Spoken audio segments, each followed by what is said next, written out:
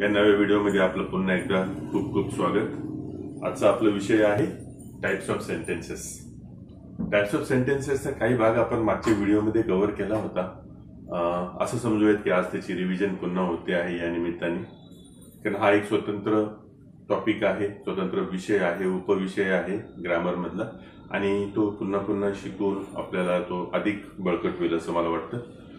तर हे टाइप्स पाहत असताना तुमच्या समोर दिले आहेत हे 4 types A, B, C and D। ए म्हणजे असर्टिव्ह सेंटेन्सेस, म्हणजे विधानात्मक वाक्य। विधानात्मक वाक्य म्हणजे अशी वाक्य की जी वाक्य मूलतः काहीतरी माहितीचं आदान प्रदान करत असतात, माहिती देत असतात। अगदी त्याचं आपलं उदाहरणच घेऊन पाहायचं आहे तर मी सांगतो की Mahatma Gandhi is the father of the nation, बरोबर आहे। ज्यावेळेस मी असं म्हणतो तेव्हा हे वाक्य असर्टिव्ह आहे, विधानात्मक आहे, आणि ते वाक्य काय करत आहे, माहिती देत आहे महात्मा गांधीबद्दल। कोण होते ते, तर महात्मा गांधी हे राष्ट्रपिता होते। ठीक आहे, मी असं म्हणलं की the sun rises in the east, म्हणजेच सूर्याचा उदय नेहमीच पूर्वेला होतो। म्हणजेच काय होतंय की विधानात्मक वाक्यांचा मूळ उद्देश असतो विधान करणे, माहिती देणे। ठीक आहे, त्याचं जे स्ट्रक्चर आहे, जे फॉर्मेशन आहे ते पहा। काय आहे फॉर्मेशन? सुरुवात आहे सब्जेक्ट म्हणजे कर्ता, त्यानंतर फॉलोड बाय मेन वर्ब। याच्यामध्ये अजून एक अशीच गंमत आहे की जर हे विधान नकारात्मक असेल, निगेटिव्ह असेल, तर त्याच्यामध्ये हेल्पिंग वर्ब हे do not, does not, did not, has not, have not, has not, had not अशा पद्धतीने हेल्पिंग वर्ब येऊनही येतं। ठीक आहे, तर आपण पाहिलं की सब्जेक्ट, करता, क्रियापद, इथं मुख्य क्रियापदच म्हणतो आहोत कारण आपण इथं स्टँडर्ड म्हणून ज्याला हे म्हणतो आपण वाक्य पॉझिटिव्ह, अफर्मेटिव्ह असे वाक्य जे आहेत तेच विचार करतो आहोत। निगेटिव्ह असताना त्याच्यामध्ये नॉट, नॉट बरोबर हेल्पिंग वर्ब येतं। त्याच्यानंतर एक तर ऑब्जेक्ट असतं किंवा कॉम्प्लिमेंट, असं ज्यांचं स्ट्रक्चर, असं ज्यांचं फॉर्मेशन आहे त्या सर्व सेंटेन्सना आपण म्हणतो विधानात्मक वाक्य, असर्टिव्ह सेंटेन्सेस। दुसरा टाइप आहे पहा इम्परेटिव्ह सेंटेन्स।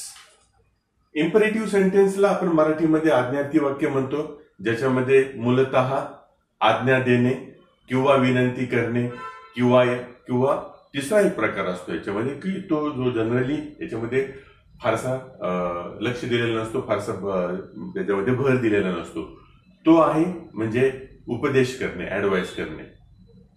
ज्यावेळेस डॉक्टर म्हणतो eat an apple a day, eat an apple a day, दररोज एक सफरचंद खा, बरोबर आहे, ही ऍडवाइस आहे। टीचर म्हणतात you study regularly, study hard. ठीक आहे, ज्यावेळेस ते असं म्हणतात तेव्हा तो ऍडवाइस असतो। याच्यामध्ये आज्ञार्थी वाक्यांमध्ये असं असतं की bring a glass of water, open the window, open the door, open your books. अशा प्रकारचे ज्येष्ठांनी कनिष्ठांना, म्हणजे शिक्षकांनी विद्यार्थ्यांना किंवा घरातील ज्येष्ठांनी घरातील मुलांना दिलेले आदेश, आज्ञा हे याच्यामध्ये कव्हर होतात। विनंतीवजाही वाक्य असतात, please bring me a glass of water. ज्यावेळेस विनंती केली जाते ती विनंती सुद्धा इम्परेटिव्ह सेंटेन्स मध्ये कव्हर होते। याचं स्ट्रक्चर कसं असतं? सुरुवात होती व्हर्बनी। मी तुम्हाला म्हटलेलं आहे की व्हर्बच्या अगोदर यू जो आहे हा अंडरस्टूड आहे। यू तिथे नेहमी असतो, परंतु तो नेहमीच्या आपल्या डायलेक्टिकल लँग्वेज मध्ये तो वापरला जात नाही। सुरुवात होती वर्बनी, अर्थात मेन वर्ब बद्दलच बोलतो आहे मी, isn't it. Verb followed by object and complement or object or complement, अशा पद्धतीने त्याचं स्ट्रक्चर असतं। हे झाले इम्परेटिव्ह सेंटेन्स। तिसरा वाक्य प्रकार आहे इंटरोगेटिव्ह सेंटेन्स। आता इंटरोगेटिव्ह सेंटेन्स म्हणजे प्रश्नार्थक वाक्य, ज्यांनी प्रश्न विचारले जातात। प्रश्न विचारले जातात हे दोन पद्धतीने इंग्रजी भाषेत, एक ज्यांना आपण येस नो टाइप क्वेश्चन म्हणतो। येस नो टाइप क्वेश्चन्सला इंग्रजीमध्ये व्हर्बल क्वेश्चन सुद्धा म्हणतात, they are called as verbal questions. आता त्यांना वर्बल क्वेश्चन का म्हटलं जातं? वर्बल क्वेश्चन यासाठी म्हटलं जातं की त्यांची सुरुवात ही हेल्पिंग वर्बने होती. आता हेल्पिंग वर्ब कोणचे? मी तर तुम्हाला सांगितलं do, does, did, am, is, are, was, were, shall, will, त्याच्यानंतर हॅज, हॅव आणि हॅड. हे सर्व काय आहेत? हे सर्व आहेत हेल्पिंग वर्ब्स. या हेल्पिंग वर्ब्सनी सुरुवात होती. हेल्पिंग वर्ब्स त्यानंतर वाक्यातला मुख्य कर्ता तो येतो. It is followed by main verb. ठीक आहे. आता main verb often get modified because of the helping verb. म्हणजे सहाय्यकारी क्रियापदाच्या कालानुसार जो मुख्य क्रियापद असतं त्याचं रूप ठरतं. ठीक आहे. It is followed by object. Object येतो ना, ऑब्जेक्ट नंतर कदाचित कॉम्प्लिमेंट ऑर नॉट नेसेसरी किंवा आयदर ऑर होतं. ऑब्जेक्ट नसेल तर मग तिथे कॉम्प्लिमेंट असू शकतो. तर हे झालं इंटरोगेटिव्ह सेंटेन्सचं स्ट्रक्चर. या स्ट्रक्चरची आपण चर्चा यासाठी करतो आहोत की या स्ट्रक्चरला जर तुम्ही लक्षात घेतलं तर या पद्धतीने तुम्ही कोणत्याही वाक्याबद्दल मिसलीड होणार नाहीत.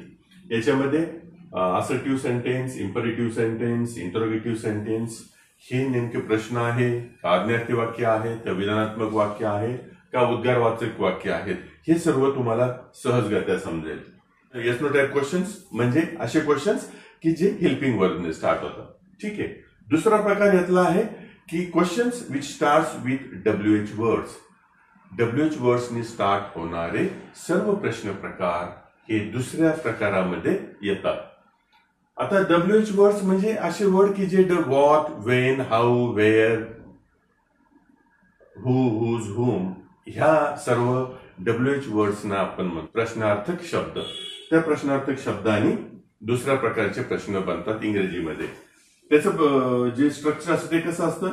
WH वर्ड सुरुवातीला, त्याच्यानंतर हेल्पिंग वर्ब, त्यानंतर subject, then comes main verb, then comes object, आणि ऑब्जेक्ट नसेल तर complement or object with complement, आणि ऑफकोर्स ऍट द एंड महत्वाचं असतं की प्रश्नदर्शक प्रश्नचिन्ह. आपण हे 3 प्रकार पाहिले विद्यार्थी मित्रांनो. तुमचे ते व्यवस्थित लक्षात आले असतील. आपण मागच्या व्हिडिओमध्ये पण याची एक चर्चा केली होती. शेवटचा वाक्य प्रकार आहे एक्सक्लेमेटरी सेंटेन्स. एक्सक्लेमेटरी सेंटेन्स म्हणजेच उद्गारवाचक वाक्य. अशी वाक्य की ज्यांच्यातून आपल्या भावनांचं प्रकटीकरण होतं. एस्पेशली आश्चर्य, दुःख, आनंद, दुःखातिरेक असे जे काही प्रकार असतात आपल्या भावनांचे, त्या भावनांचं प्रकटीकरण या वाक्यांच्या दृष्टीने मदतीने होतं. त्याच्यामध्ये जनरली WH वर्डनी स्टार्ट होणारी वाक्य आपण पाहतो. For example, what A lovely car it is असं जेव्हा म्हणतो आपण तेव्हा हे एक्सक्लेमेटरी वाक्य व्हॉट या WH वर्डने स्टार्ट झालेलं असतं. काही वेळेस असं नसतं, तर आपलं सामान्य वाक्य आणि शेवटी alas, bravo, keep it up, I can, this kinds of things are put. For example, say alas he failed in the examination. तर अशा प्रकारे पण एक्सक्लेमेटरी वाक्य बनतात. पण जनरली हे वाक्य बनवण्याचं मोस्टली जी फॉर्म्युला किंवा जे स्ट्रक्चर वापरलं जातं ते WH वर्डनी स्टार्ट होतं. त्याचं स्ट्रक्चर पहा. WH word plus object plus most of the times it is or this is अशा प्रकारचं स्ट्रक्चर असतं. And followed by exclamatory mark, किंवा इथे subject plus helping verb plus complement आणि at the end exclamatory verb. मी की तुम्हाला सांगितले alas, bravo, like this things are put at the end of the sentence. तर अशा प्रकारे आपले हे 4 वाक्य प्रकार आहेत ते पाहिले. आता आपण ह्या वाक्य प्रकारांच्या मदतीने कोणकोणचे प्रश्न स्वरूप पडू शकतं त्याचे आपण एकदा अभ्यास करूया. आता मी तुमच्या समोर घेऊन येत आहे याच्यावर आधारित 5 प्रश्न. त्या 5 प्रश्नांची आपण चर्चा करणार आहोत. ते 5 प्रश्न काय आहेत, त्यांचं स्वरूप कसं आहे याचा आपण इन डिटेल चर्चा करूयात. म्हणजे तुमच्या लक्षात येईल की नेमके ज्यावेळेस हा टॉपिक तुम्ही अभ्यास करणार आहात टाइप्स ऑफ सेंटेन्सेस, त्यावेळेस नेमकी कोणत्या दिशेने आपल्याला याच्याबद्दलची अधिक माहिती घेणं गरजेचं आहे. ठीक आहे, चला पाहूया प्रश्न क्रमांक 1. प्रश्न क्रमांक 1 असं म्हणतोय की choose the correct exclamatory sentence from given options. खाली दिलेल्या 4 पर्यायातून कोणचं वाक्य हे उद्गारवाचक वाक्य आहे, एक्सक्लेमेटरी सेंटेन्स आहे, ते शोधा. ठीक आहे, चला तर पाहूया. पहिलं सेंटेन्स आहे what is your program. End होतोय प्रश्नचिन्हाने, क्वेश्चन मार्कनी. नॅचरली हा काय आपला पर्याय नव्हे. Keep yourself safe. Keep yourself safe from dogs. ही जी सुरुवात होतीये वर्बने, मी तुम्हाला सांगितलं की सर्व वाक्य जे क्रियापदाने सुरुवात होतात ते सर्व वाक्य ही इम्परेटिव्ह सेंटेन्सेस म्हणजे आज्ञार्थी वाक्ये असतात. त्याच्यावर पर्याय क्रमांक 2 ही आपला पर्याय नाही. पर्याय क्रमांक 3 पाहू. व्हॉट ए सरप्राइजिंग इन्सिडेंट आणि त्याची शेवट होतो आहे एक्सक्लेमेटरी मार्कने. अगदी बरोबर विद्यार्थी मित्रांनो, हा तिसरा पर्याय अगदी बिनचूक आहे. तरी आपण पर्याय क्रमांक 4 एकदा तपासून पाहूया. पर्याय क्रमांक 4 काय आहे. Principal will conduct meeting. Principal will conduct meeting याचं जर तुम्ही स्ट्रक्चर पाहिलं, subject, helping verb, main verb and object, हे स्ट्रक्चर, हे फॉर्मेशन विधानात्मक वाक्य असर्टिव्ह सेंटेन्सेसला लागू पडतं. म्हणजेच चौथं जे वाक्य हे आहे, ऑप्शन आहे, तो आपला पर्याय नव्हे. तर पर्याय क्रमांक 3, पर्याय क्रमांक 3 हा आपला योग्य पर्याय आहे. ते वाक्य एक्सक्लेमेटरी आहे. ठीक आहे, मला वाटतं तुम्हाला हा प्रश्न समजला असेल. आता पुढचा प्रश्नाचा प्रकार आपण एकदा पडताळून पाहूया, तो कसा असतो, काय केलेला असतं. पहा, चूज ग्रॅमॅटिकली करेक्ट सेंटेन्स. खाली दिलेल्या 4 पर्यायांमधून कोणचं वाक्य ग्रॅमॅटिकली व्याकरणदृष्ट्या पूर्णतः निर्दोष आहे, बिनचूक आहे, योग्य आहे, करेक्ट आहे, हे आपल्याला तपासण्याला सांगितलेलं आहे. अर्थात दिलेले पर्याय फार जवळजवळचे आहेत आणि 4ही पर्याय हे मिसलिडिंग म्हणजे तुम्हाला गोंधळात टाकणारे, कन्फ्यूज करणारे आहेत. तर एकदा आपण हे 4 पर्याय काय आहेत आणि त्यांचे व्याकरणामध्ये कुठं दोष आहे आणि कशा प्रकारचं वाक्य निर्दोष असतं याची आपण चर्चा करूया. पाहता पहिलं वाक्य, do Sheela attend the school. पहा, याच्यामध्ये चूक अशी आहे की Sheela it is a third person, तृतीय पुरुषी एकवचनी असल्यामुळे आपल्याला शीला बरोबर डू हे बरोबर हेल्पिंग वर्ब म्हणजे सहाय्यकारी क्रियापद नाही. त्याच्यामुळं हे बिनचूक पर्याय नाही. पहिला पर्याय हा बिनचूक पर्याय नाही. त्याची चूक होती आहे डू शीला. बरोबर आहे का नाही. आता दुसरा आपण पर्याय पाहूया, तो काय आहे. Does Sheela attend the meeting. हा पर्याय व्याकरण दृष्ट्या, ग्रामर दृष्ट्या अत्यंत निर्दोष आहे, योग्य आहे का. कारण शीला हे थर्ड पर्सन सिंग्युलर कर्ता आहे आणि त्या कर्त्याबरोबर जे हेल्पिंग वर्ब पाहिजे ते आहे डज, ते इथं उपस्थित आहे. त्यामुळे does Sheela attend the school हा एक अचूक पर्याय ठरू शकतो. तरी आपण पुढचे 2 पर्याय पाहणार आहोत. ते काय आहे. तिसरा पर्याय आहे did Sheela attended the school. अर्थात पहा, ज्यावेळेस डीड असतं त्यावेळेस मुख्य क्रियापदाला ईडी प्रत्यय लागत नाही, त्याची गरज नसते. परंतु तो इथं आहे म्हणजे पर्याय क्रमांक 3 ही सदोष आहे, चूक आहे. शेवटचा पर्याय पाहूया. Does Sheela attends the school. पुन्हा तसंच होत आहे. ज्यावेळेस वाक्यात डज असेल त्यावेळेस मुख्य क्रियापदाला एस लावायची गरज नसते, परंतु ते इथं आहे म्हणजे पर्याय क्रमांक 4 ही चूक ठरतो. म्हणूनच आपला पर्याय क्रमांक 2 हा योग्य पर्याय आहे. So right. चला आता आपण पाहूया पुढचा प्रश्न. पुढचा प्रश्न आहे, your friend is late to school. Which WH word will you use to ask the reason? काय प्रश्न आहे बरं? प्रश्न असा आहे की तुमचा एक मित्र शाळेमध्ये एका दिवशी लेट आलेला आहे. त्याला उशिरा येण्याचं कारण तुम्ही विचारणार आहात.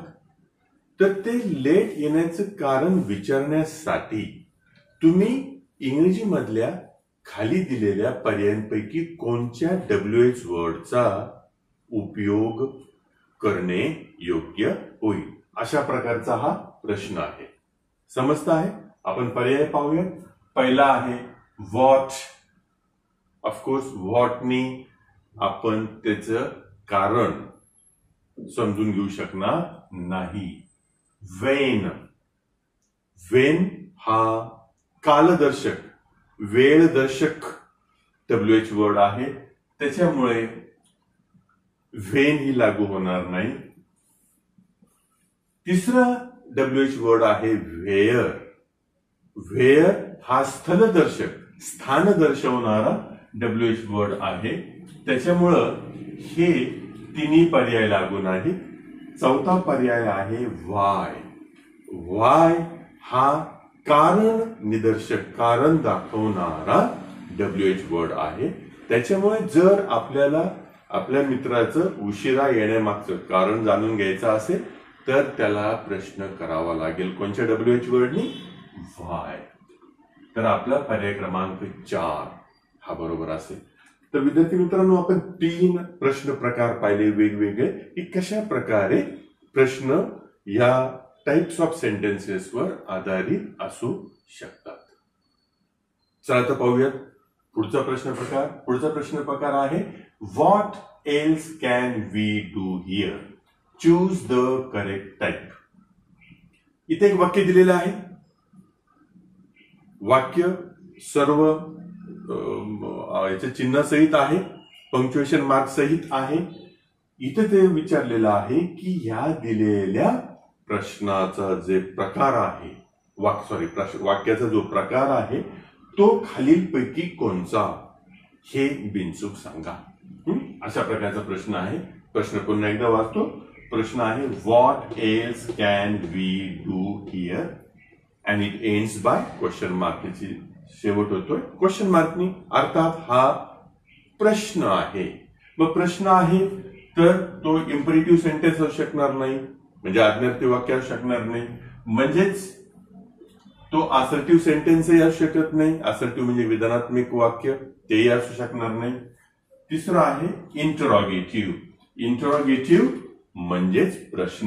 तर आपल्याला पर्याय क्रमांक 3 हा आपला योग्य पर्याय आहे.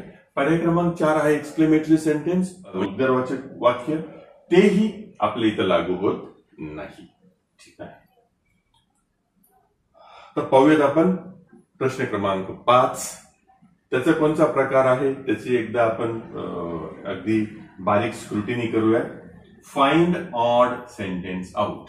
दिलेल्या 4 प्रश्नांपैकी एक वाक्य हे इतर 3 प्रकारच्या वाक्यांच्या प्रकाराशी न जुळणार आहे, म्हणजेच ऑड सेंटेन्स आहे.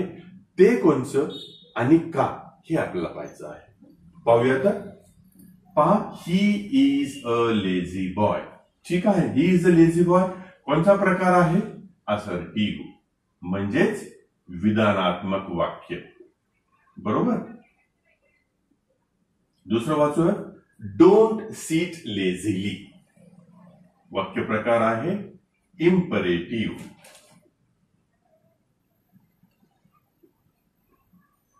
तिसरं वाक्य आहे ही डझंट वर्क हिअर. पुन्हा आहे असर्टिव्ह सेंटेन्स.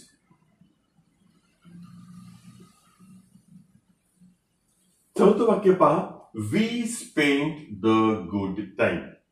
पुन्हा वाक्य प्रकार आहे असर्टिव्ह सेंटेन्स.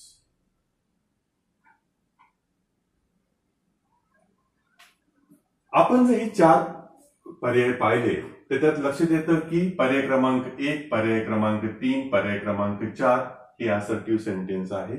म्हणजेच पर्याय क्रमांक 2 ऑप्शन नंबर 2 हे इम्परेटिव्ह सेंटेन्स आहे. म्हणून हे ऑड सेंटेन्स आउट आहे. म्हणजेच आपला पर्याय झाला पर्याय क्रमांक 2. तर विद्यार्थी मित्रांनो, हे होते विविध प्रश्न प्रकार जे टाइप्स ऑफ सेंटेन्सेस वर येतात. टाइप्स ऑफ सेंटेन्सेस पुन्हा तुम्हाला सांगतो ते आहेत assertive sentence, imperative sentence, interrogative sentence and exclamatory sentence. त्याचे आपण सेंटेन्स फॉर्मेशन, सेंटेन्स स्ट्रक्चरचा अभ्यास केला आणि या व्हिडिओच्या शेवटी आपण काय पाहिलं तर कोणत्या प्रकारचे प्रश्न स्वरूप ह्या प्रकारच्या टॉपिकला आपल्याला फेस करावे लागतात. तर ह्या सर्व गोष्टींचा आपण निश्चित काळजीपूर्वक विचार करा, अभ्यास करा आणि पुढचा व्हिडिओ येईपर्यंत मस्त राहा, आनंदी राहा. धन्यवाद.